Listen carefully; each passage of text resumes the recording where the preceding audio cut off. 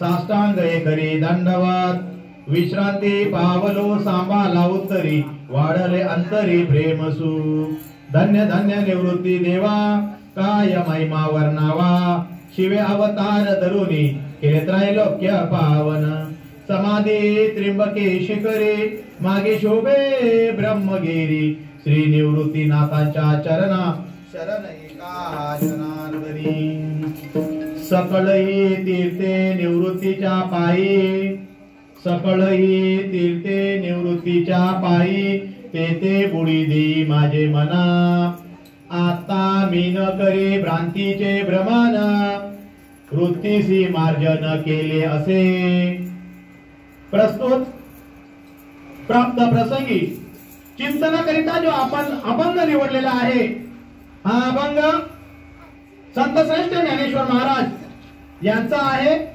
प्रस्तुतचा अभंग 4 चरणांचा आहे। प्रस्तुतचा अभंग वारकरी संप्रदायामध्ये गुरुस्थानी असलेले निवृत्तीनाथ महाराज यांना नजरेपुढे ठेवून आणि त्यांचे चरण नजरेपुढे ठेवून प्रस्तुतचा अभंग ज्ञानेश्वर महाराज यांनी आपल्याला या वारकरी संप्रदायाला दिलेला आहे।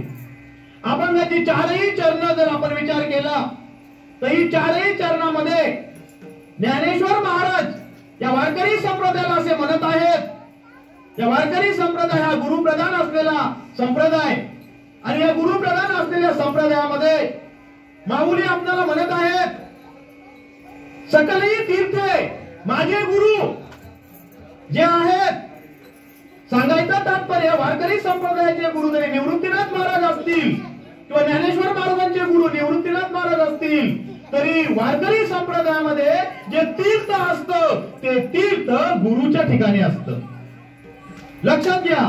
आता जो अभंग आपण चिंतनाकरता निवडलेला आहे तो अभंग या प्रस्तुत प्रसंगी निवडण्याचं कारण असं मौजे चांबले तालुका वाडा जिल्हा पालघर या गावामधील वारकरी मागील मला वाटतं 6वं वर्ष आहे त्यांचं आणि या 6 वर्षापासून मौजे चांबले ते श्री क्षेत्र त्र्यंबकेश्वरी या ठिकाणी समाधी सोहळ्याकरिता निवृत्तीनाथ दादा यांच्या समाधी सोहळ्याकरिता जातात आणि सालाबाद प्रमाणे ते या ठिकाणी आलेले आहेत आणि निवृत्तीनाथ महाराज यांच्या चरणापाशी सकलही तीर्थे कशी आहेत हे आपण प्रस्तुतच्या अभंगामधून पाहणार आहोत।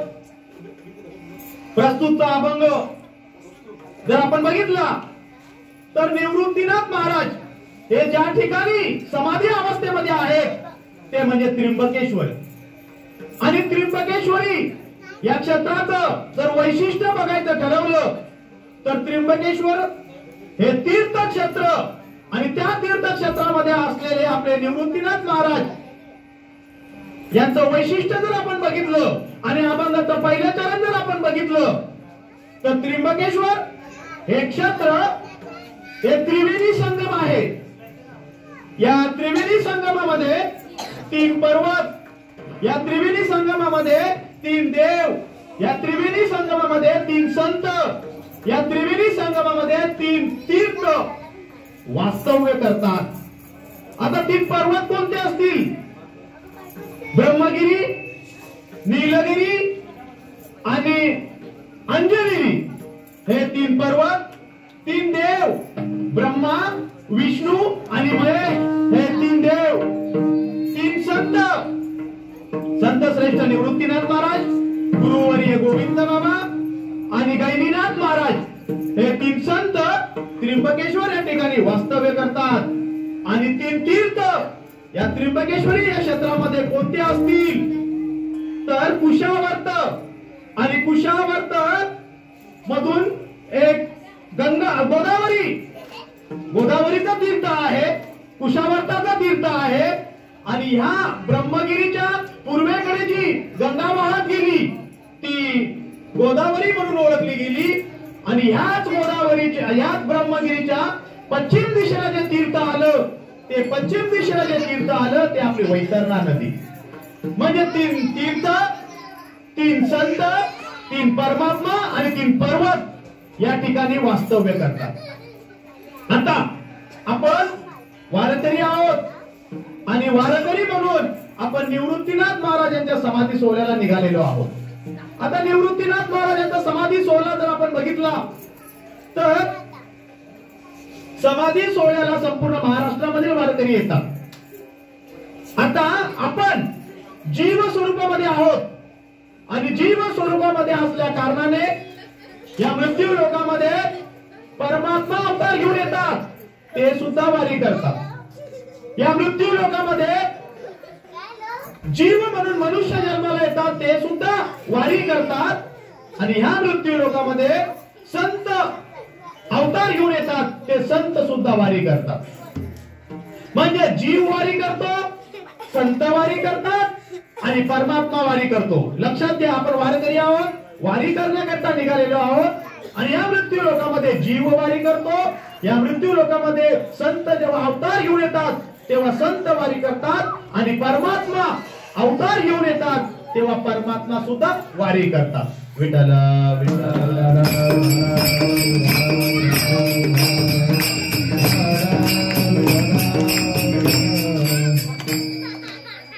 बघा, या एक जरा शांतता, मला मुलांना शांतता बसा, शांत बसा जरा। या मृत्यू लोकामध्ये जीव वारी करतो, या मृत्यू लोकामध्ये संत वारी करतात आणि या मृत्यू लोकामध्ये देव वारी करतात। मग या मृत्यू लोकामध्ये जीव कसली वारी करतो? लक्षात ठेवा, आपण जीवपणामध्ये आहोत। या मृत्यू लोकामध्ये जीव म्हणजे काय किंवा जीव कसली वारी करतो? जीव वारी करतो अहंकाराची आणि जीव वारी करतो संसाराची।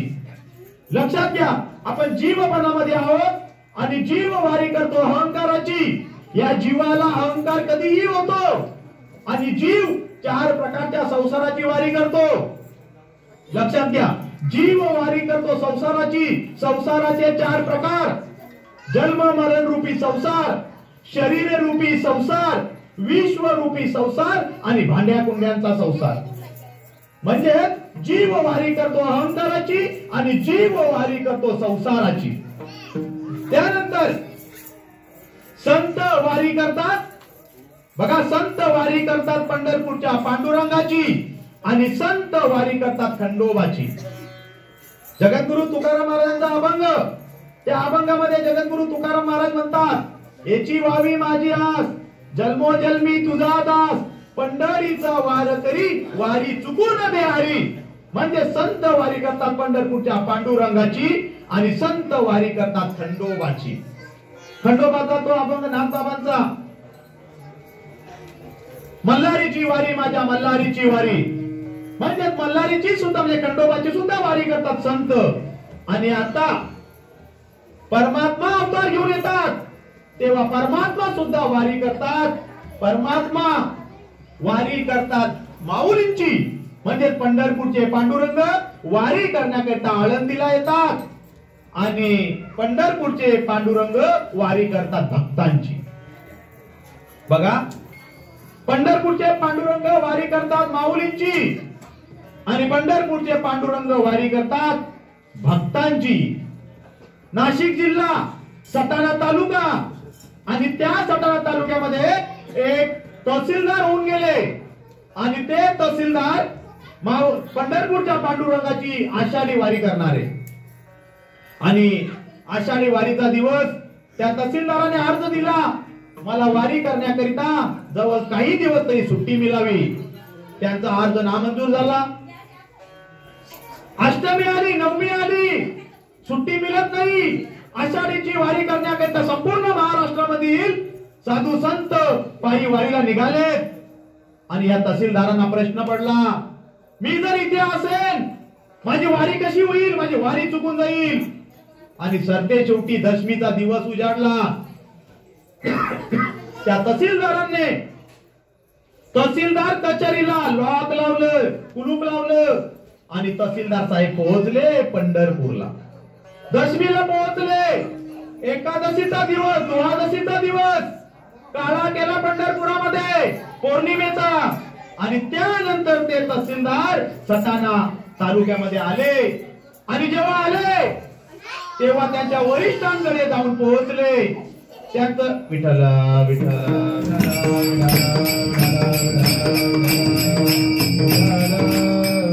बारीक मुलं बिल्डिंग मध्ये असल्यामुळे आपला नाविलाज आहे. कीर्तनामध्ये चालायचं, त्यांना काय बोलणार नाही आपण.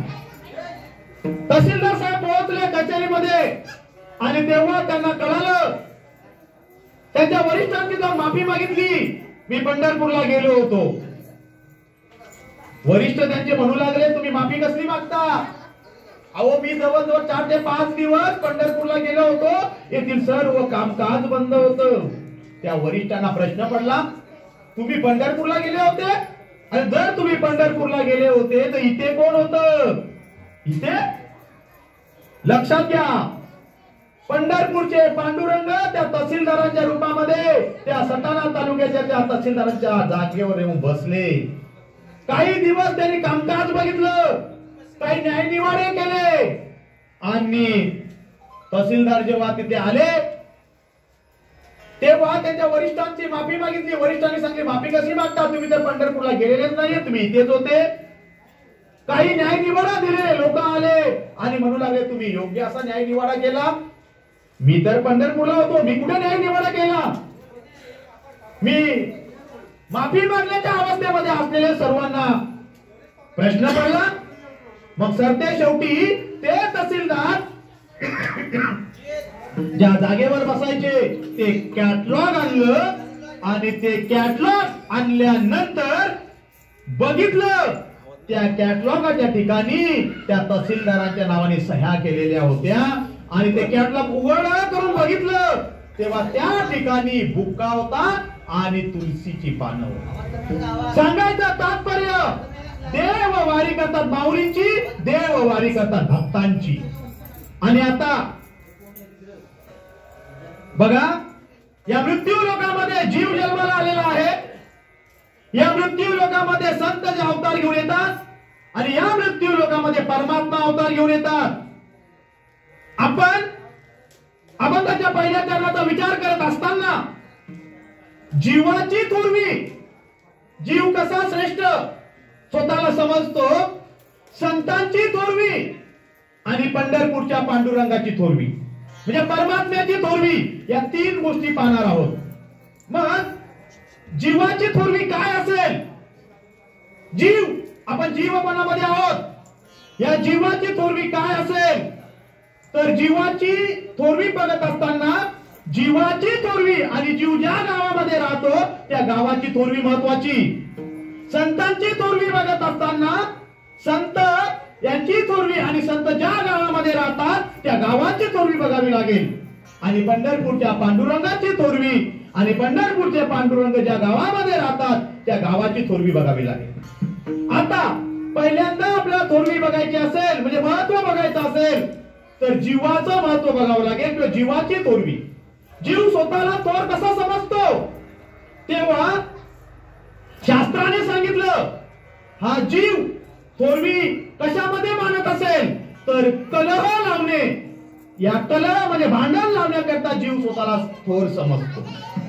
आता एक लहान मुलाचं जर उदाहरण आपण बघितलं, घरामध्ये लहान मुलं असतात. एक दिवस एक वडील आपल्या घरी आले आणि वडील घरी आल्यानंतर त्या वडिलांनी त्या मुलांनी आपल्या वडिलांना सांगितलं, बाबा बाबा तुम्हाला बैल नाव केव्हापासून पडलं? अरे मूर्खा, मला बैल नाव पडलं? मारली एक. बाबा अहो तुम्हाला बैलच म्हणतात, मला बैल का म्हणतात? बाबा तुम्ही जेव्हा घरी नसता तेव्हा आई म्हणते बैल आला नाही, बैल आला नाही. म्हणजे सांगायचं तात्पर्य मुलगा आणि बाप यांनी भांडण लावून दिलं. म्हणजे जीव हा भांडण लावण्यामध्ये एक्सपर्ट असतो. म्हणून जीवाच्या थोरवीचा विचार करत असताना जीव हा भांडण लावण्याकरता थोरवी समजतो. त्यानंतर जीव ज्या गावामध्ये राहतो त्या गावाचा महत्व जर आपण विचार केला तर ते गाव म्हणजे प्रेत रूप. बघा, जीव ज्या गावामध्ये राहतो त्या जीवाची थोरवी आणि त्या जीवाच्या गावाची थोरवी म्हणजे प्रेत रूप गाव. त्यानंतर देव परमात्मा ज्या गावामध्ये राहतो त्या परमात्म्याची थोरवी आणि परमात्म्याच्या गावाची थोरवीचा जर आपण विचार केला तर पंढरपूरच्या पांडुरंगाची काय थोरवी असेल? सर्व सुखाचे आगर बाप रखमा देवीवर. म्हणजे पंढरपूरच्या पांडुरंगाची थोरवी काय असेल? तर ती थोरवी म्हणजे सर्व सुख त्याच्या चरणापाशी. आता हे देवांचं थोरपण झालं आणि देवांच्या गावाचं थोरपण बघा. बघा, आपण जीव, संत आणि परमात्मा यांचा थोरपण पाहतो आणि त्यांच्या गावाचा थोरपण पाहत आहोत. पंढरपूरच्या पांडुरंगाचा थोरपण काय? सर्व सुखाचे आगर बाप रखमा देवीवर. सर्व सुख त्यांच्या जवळ आहे ते पंढरपूरचे पांडुरंग. आणि त्या गावामध्ये पंढरपूरचे पांडुरंग राहतात. त्या गावाचं महत्वाचा विचार जर आपण केला तर पंढरपूर या ठिकाणी संत वास्तव्याला आहेत, राहतात, आपलं कार्य करण्याकरिता आले. चोखोबा बघा, चोखोबा पंढरपूरच्या पांडुरंगाचं दर्शन घेण्याकरिता जवळ जायचे आणि दुरूनच दर्शन घ्यायचे. तत्कालीन पुजारी त्यांना दर्शन घेऊन देत नसत. चोखा आलाय, चोखा चालू कर, आणि त्या चोखोबारायांना हाकलून लावायचे. एक दिवस चोखोबारायांना पंढरपूरचे पांडुरंग स्वतः सगुण साकार रूपामध्ये आले आणि चोखोबांना घेऊन गाभाऱ्यामध्ये गेले आणि चोखोबांबरोबर गप्पा करू लागले. चोखोबांबरोबर गप्पा करत असताना त्या ठिकाणी ते पुजारी आले आणि त्या पुजाऱ्यांनी सांगितलं, चोखोबा गाभाऱ्यामध्ये आले. चोखोबांनी देव पाठवला आणि चोखोबांना हाकलून लावलं त्या गाभाऱ्यामधून आणि चोखोबांच्या मारहाण झाली. चोखोबांना धक्का देत देत बाहेर काढलं. पंढरपूरचे पांडुरंग यांना अतिशय वाईट वाटलं. विषय आणि वस्तुस्थिती लक्षात घ्या. जेव्हा चोखोबारायांना त्या गाभाऱ्यामधून बाजूला काढलं तेव्हा स्वर्गामध्ये असलेलं अमृत, त्या अमृताचं महत्व कमी झालं. अमृत शक्तिहीन झालं आणि हे अमृत जेव्हा शक्तिहीन झालं त्यावेळेस देवांची शक्तिहीन झाले देव. आणि जेव्हा देव शक्तिहीन झाले तेव्हा इंद्र यांना प्रश्न निर्माण झाला, अमृताचा प्रभाव कमी का झाला? म्हणून ते इंद्र यांच्या जवळ नारद मुनी जाऊन पोहोचले आणि नारद मुनींनी इंद्रदेवांना सांगितलं, तुमचे जे अमृत आहे हे शक्तिहीन झालेलं आहे. हे अमृत तुम्हाला पवित्र करायचं असेल तर तुम्हाला पंढरपूरला जावं लागेल. हे अमृत जर पवित्र करायचं असेल तर तुम्हाला पंढरपूरला जावं लागेल. शेवटी इंद्र, काही गंधर्व आणि देव यांना घेऊन विमानामध्ये बसले आणि पंढरपूरमध्ये आले. पंढरपूरच्या चंद्रभागेमध्ये नामदेव महाराजांचं कीर्तन चालू होतं आणि नामदेव महाराज नाचू कीर्तनाच्या रंगामध्ये नामदेव महाराज कीर्तनामध्ये नाचत आहेत. इंद्र आणि देव आले होते. त्यांना भक्तीचा उन्माद, कीर्तनामध्ये काय शक्ती आहे, कीर्तनामध्ये काय भक्ती रूप आहे हे नामदेव महाराजांनी दाखवलं. आणि जेव्हा नामदेव महाराज ते दाखवत होते, कीर्तन झालं. नामदेव महाराजांना घेऊन इंद्र जे अमृत होत ते अमृताचं भांड घेऊन, कलश घेऊन पंढरपूरच्या पांडुरंगाजवळ गेले आणि पंढरपूरचे पांडुरंग म्हणू लागले, इंद्र भगवान तुम्ही आज पंढरपूर मध्ये कसे आले? तेव्हा इंद्रांनी पंढरपूरच्या पांडुरंगाला सांगितलं, अमृत शक्तिहीन झालेलं आहे, सर्व देवता शक्तिहीन झालेल्या आहेत आणि सर्व देवता जर शक्तिहीन झाल्या तर सृष्टीचं चलन कसं व्हायचं? मग पंढरपूरच्या पांडुरंगांना सांगितलं, हे अमृत पवित्र करा. तेव्हा पंढरपूरच्या पांडुरंगाने सांगितलं, हे अमृत पवित्र करणं हे माझं काम नाही, ते माझ्याने नाही होणार. मग कोणामुळे होईल? हे अमृत पवित्र करायचं असेल तर ते चोखोबा पवित्र करा. म्हणजे ज्यांना अपृश्य समजलं गेलं, त्यांना मंदिरामधून बाजूला काढलं गेलं, त्या चोखोबारायांनी ज्या पंढरपूर क्षेत्रामध्ये राहत होते त्यांनी स्वर्गातील अमृत पवित्र केलं. विठ्ठला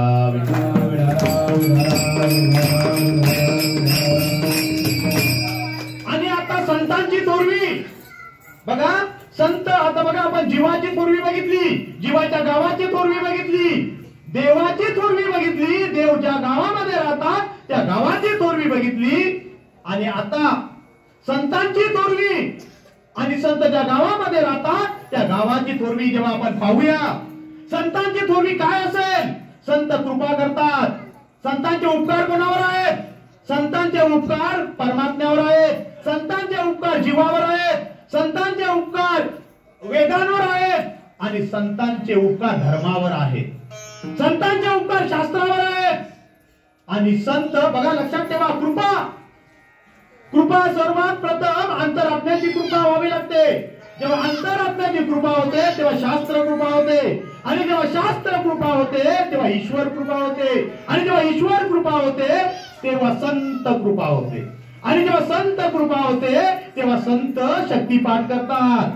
मग तो शक्तिपाठ नजरेने करतात, तो शक्तिपाठ स्पर्शाने करतात, तो शक्तिपाठ स्वप्नामध्ये येऊन करतात. हा झाला संतांचा थोरपण थोरवी. आणि संत ज्या गावामध्ये राहतात त्या गावाची थोरवीचा जर आपण विचार केला तर ज्ञानेश्वर महाराज म्हणतात, माझे गुरु यांची काय थोरब असेल? अभंगाचं पहिलं चरण.